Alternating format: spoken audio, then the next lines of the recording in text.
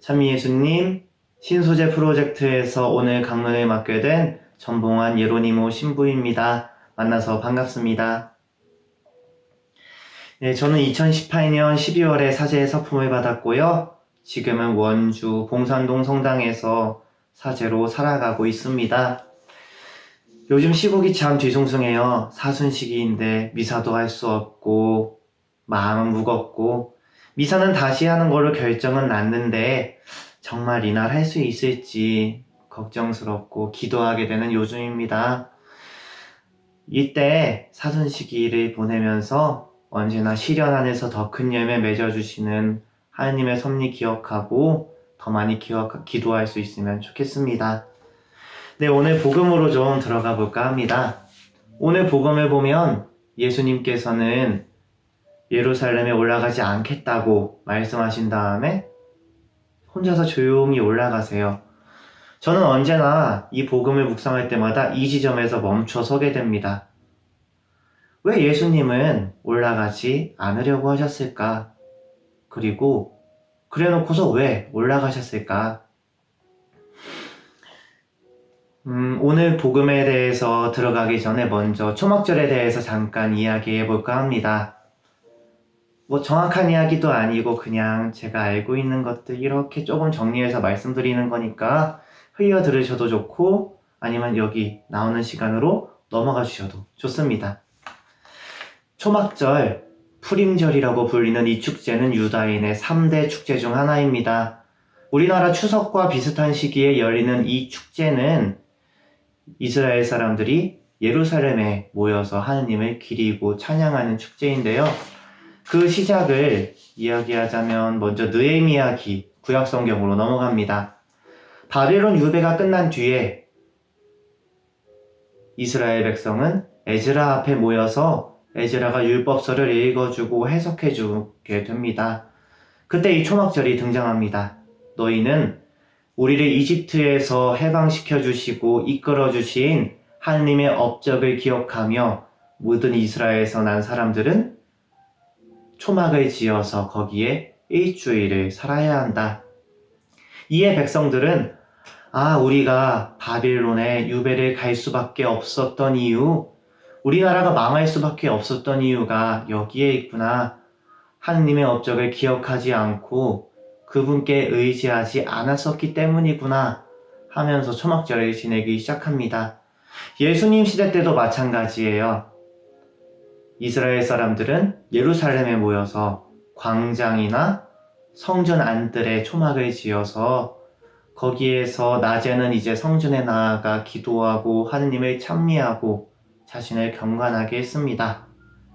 밤에는 이제 초막 앞에 등불을 지어 달아서 광야에서 밤에 불기둥으로 우리를 이끌어주신 하느님을 기억했고요. 이 초막절 축제 때 예수님은 올라가지 않겠다고 말씀하세요. 왜냐하면 유대인들이 당신을 죽이려고 눈에 불을 켜고 있었으니까요. 죽음을 피해서 피신하셨다고 할 수 있겠죠? 그런데 예수님은 왜 올라가셨을까요? 아니, 올라가실 수밖에 없으셨을까요? 제자들을 예루살렘으로 올려보내시고 나서 예수님은 혼자 고즈넉한 시간을 가지십니다. 이때 예수님 안에 하나의 갈등이 있지 않았었던가 하고 다가와요. 그래도 하느님을 기리는 축제인데, 초막절인데 올라가야 되지 않을까? 아니야, 유대인들이 나를 죽이려고 기다리고 있어. 나는 아직 때가 이르지 않았어. 그래도 가야 되지 않을까?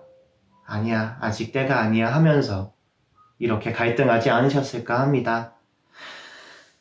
하지만 결국에는 가고 싶지 않으셨지만 가실 수밖에 없었다고 다가왔어요. 그런데 여기서 다음 질문이 떠올랐습니다. 좋아요. 그래서 조용히 예루살렘에 올라가신 것까진 좋습니다. 그런데 그러면 조용히 있다가 내려오시면 되는데 왜 또 굳이 성전에서 사람들 앞에 나서셔가지고 분란을 만들어내시냐고요. 이것도 마찬가지로 말씀하실 수밖에 없었다라고 다가왔어요.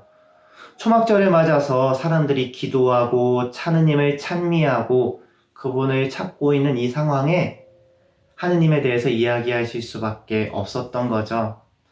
하느님을 향한, 사람들을 향한 그 사랑이 예수님을 말씀하실 수밖에 없게 만들었다고 다가옵니다. 이 어쩔 수 없음, 할 수밖에 없었던 그 마음이 우리에게 중요하지 않은가 싶어요. 대학원 1학년 때 이야기예요. 저희가 피점을 하는데 지도 신부님이 이런 주제를 주셨어요. 싫습니다. 너는 무엇이 싫고 그것이 왜 싫니? 그걸 가지고 하나님 앞에 한번 나아가 보아라 라는 주제였습니다. 그리고 본당에서 지내면서 많은 분들께 봉사를 부탁드리게 돼요. 형제님 혹시 봉사 좀 해주시면 안 될까요? 하고요. 여기에서 많은 반응들이 나오죠. 어떤 분들은 아유 신부님 저 바빠요, 안 돼요, 힘들어요 하고 거절하시기도 하고, 어떤 분들은 형제님 혹시 봉사 좀, 네 해야죠, 봉사해야죠 하면서 흔쾌하게 응답해 주시기도 하고요. 근데 또 다른 분들은 처음에는 신부님 제가 상황이 안 돼서 힘들 것 같아요 하고 거절하셨다가 한 이틀, 3일 지나고 나면 신부님 그래도 하나님께서 불러주시는데 제가 응답해야 되지 않을까요? 하고 오시는 분들도 계세요. 제가 이 세 번째 유형이거든요. 저는 처음에는 힘들고 귀찮고 어려우니까 도망치고 피합니다. 굉장히 싫어해요. 아유 힘들어, 안 돼. 나 바빠 요새 하면서 도망칩니다. 그런데 정말 재미있는 건 그때 마음이 편하지가 않아요. 싫어, 안 해 하고서 딱 돌아선 다음부터 마음이 불편합니다. 그래도 힘들 텐데 내가 도와주는 게 낫지 않을까? 내가 해야 되지 않을까? 아니야, 부담스러워, 힘들어, 귀찮아. 근데 그래도 마지막에는 그래, 하자 하고 응답하게 되더라고요. 제가 정말 좋아하는 한 선배 신부님이 신학생 시절에 이런 얘기를 해주셨어요. 봉환아, 너 십자가가 뭔지 아니? 십자가요? 예수님께서 나무에 못 박혀 돌아가신 그 십자가요? 우리 죄 담고 있는 우리가 바라봐야 되는 거지 않냐고 그렇게 말씀드렸더니, 그것도 맞는데 내가 보니까 내가 하기 싫은 거, 내가 피하고 싶은 거가 십자가더라 하고 얘기해 주셨어요.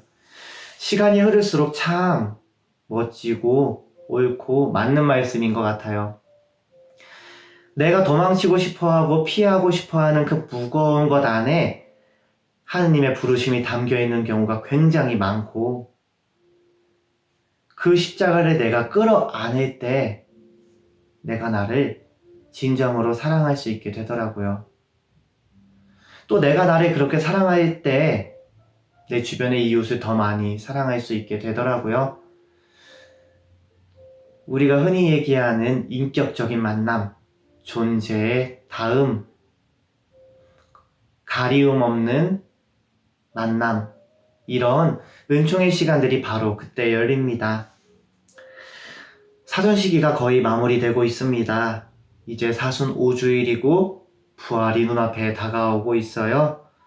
부활이라는 큰 은총, 그 큰 기쁨을 더 풍성히 누리기 위해 우리 눈앞에 있는 십자가들을 하나씩 하나씩 끌어안아가 보면 어떨까 합니다. 내 생각보다 가벼울 수도 있고, 아니면 너무 무거워서 쓰러질 수도 있고, 후회할 수도 있고, 포기하고 싶으실 수도 있습니다. 하지만 예수님께서도 십자가의 길에서 끊임없이 넘어지고 쓰러지셨다는 거, 그럼에도 불구하고 그 십자가를 지고 다시 일어나셨다는 거 기억하면 좋겠습니다. 우리가 나의 십자가를 끌어안을 수 있도록 말입니다. 우리 예수님과 함께 나아가며 이 사순시기 은총 속에 마무리하면 좋겠습니다. 아멘.